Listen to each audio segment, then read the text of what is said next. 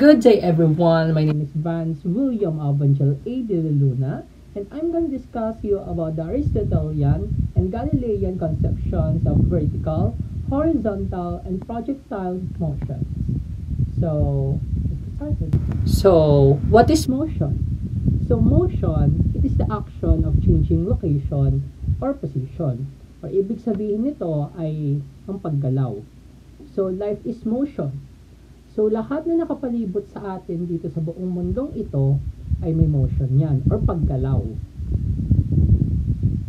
So, from the coordination of the muscles of our body, which enables us to walk or paglakad, to run or pagtakbo, at pagsayaw or dance to the pumping of our hearts or pagtibok ng puso to deliver blood to the different parts of our bodies ay tinatawag ding motion.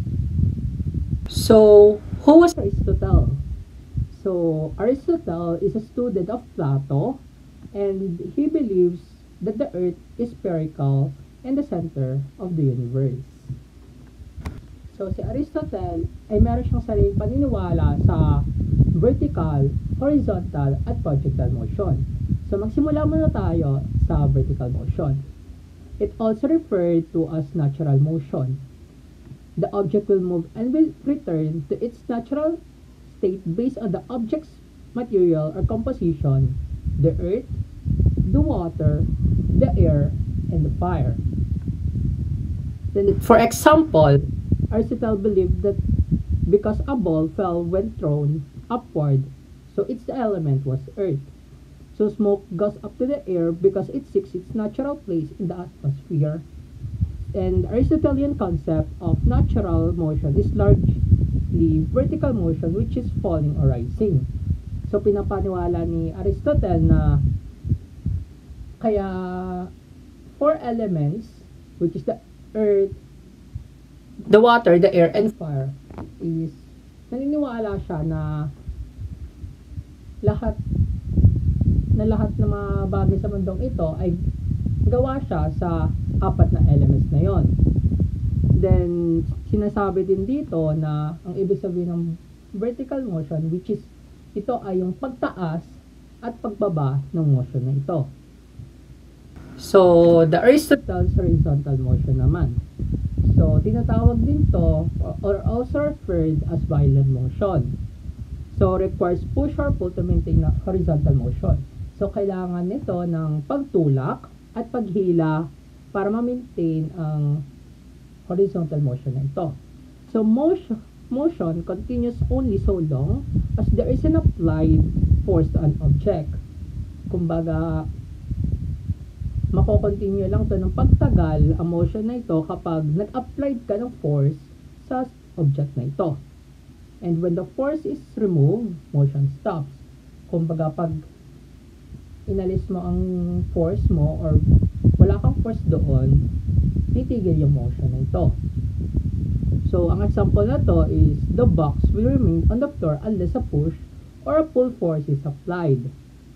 So, violent motion is imposed motion caused by pushing or pulling. Ay, nasabi ko na sa violent motion ito ay kailangan ng pushing or pulling or pagtulak at paghila.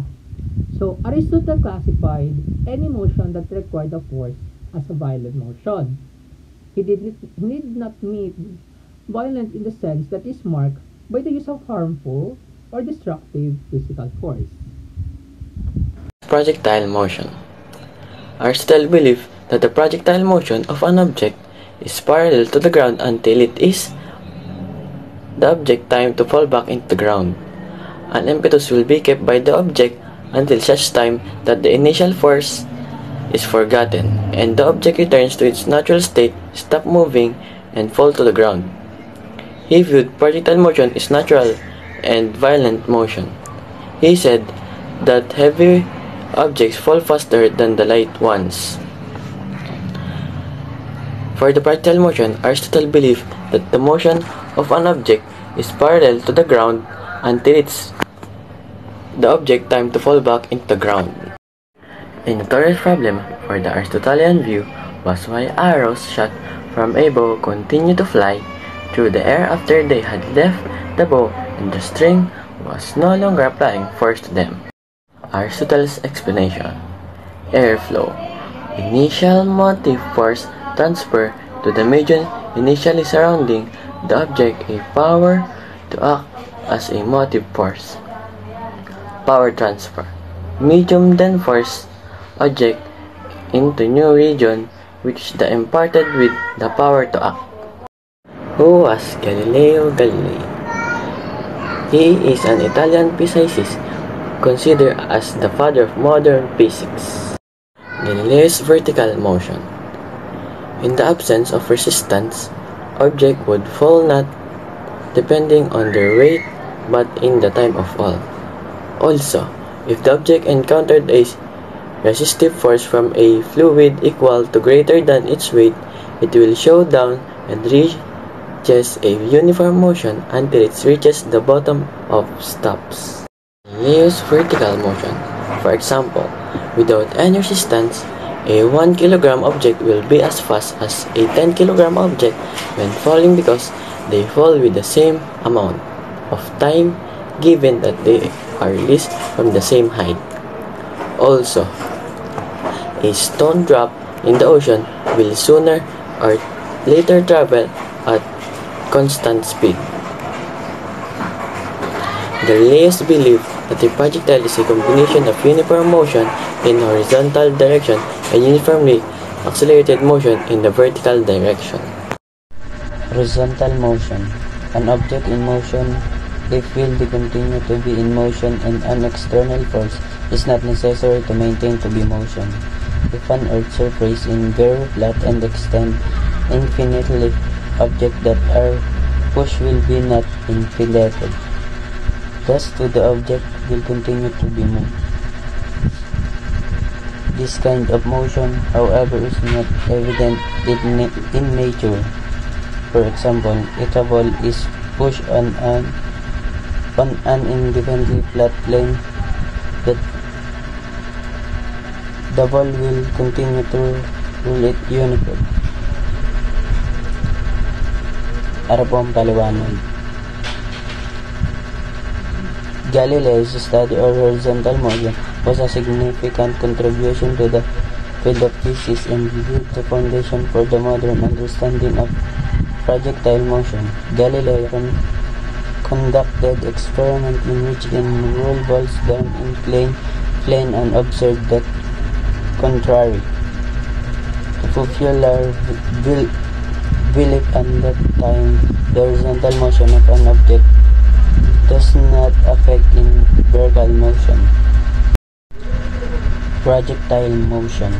Galileo was created for quantifying the rate of fall by measurement of distance and time. Plotting it graphically was able to slow down the fall using ramps rather than viscous materials, as Aristotle did, resulting to significantly different conclusion related to rate of fall. Ari po yung paliwanag. By the studying the relationship between the horizontal and vertical component of motion is greatly, Galileo was able to derive important principles that govern projectile motion. Is discovered that horizontal component of motion is constant and independent of the vertical motion. As a long order, no external force acting on the object. This is led to formulate the concept in turn which states the object in motion will continue moving at constant speed a straight line unless active by the external force. Projectile motion. He correctly measures motion into independent direction, horizontal and vertical, and deduces that the rate of fall is better measured in terms of downward acceleration. Ari po yung paliwanag. Galileo's experimental observation laid the groundwork for Newton's law of motion and the development of classical mechanics. His work not only challenged the prevailing Aristotelian views of motion but also the foundation of future advancement in the field of physics. Today, his principles continue to play a critical role in our understanding of the object moved through space and time. Project motion. He used geometry to provide better description kinematics of projectile motion, whereby horizontal motion has zero acceleration, constant speed horizontally, and content vertical acceleration. Ari po ang paliwanag. Galileo's contribution to the understanding of horizontal motion were significant and played a key role in the development of classical mechanics. One of Galileo's most famous experiments involving horizontal motion was his study of projectiles and the concept of inertia. By varying the ball's horizontal velocity and the vertical drop, Galileo was able to determine that the path of a projectile is parabolic. Ano po ang paliwanag? Galileo conducted experiments with rolling balls in inclined plane to study the motion of objects moving horizontally. He observed that once an object was set in motion, it would to continue to move a constant speed absence to external force acting upon it. He believed that a projectile is a combination of uniform motion in the horizontal direction and uniformly accelerated motion in a vertical direction. If it is not impeded, it will continue to move even without a flight force. Ito po ang paliwanag. Galileo's work on horizontal motion is contributed to his understanding of acceleration. By studying the motion of objects on inclined planes, Galileo discovered that the rate of acceleration of freely falling of object constant, regardless of mass. This insight was significant differential from the prevailing Aristotelian view that the speed of a falling object was proportional to the weight. For example, when you shoot a ball in a basketball ring, the ball does not need a force to keep it moving. Ito po ang paliwanag. Overall, Galileo's investigation in horizontal motion were instrumental in challenging traditional views of motion and laying to ground out work the modern principle of physics. His emphasis on empirical observation, mathematical analysis, and experimental verification paved the way for development of classical mechanics, and the scientific revolution that followed Galileo's theory were continuous.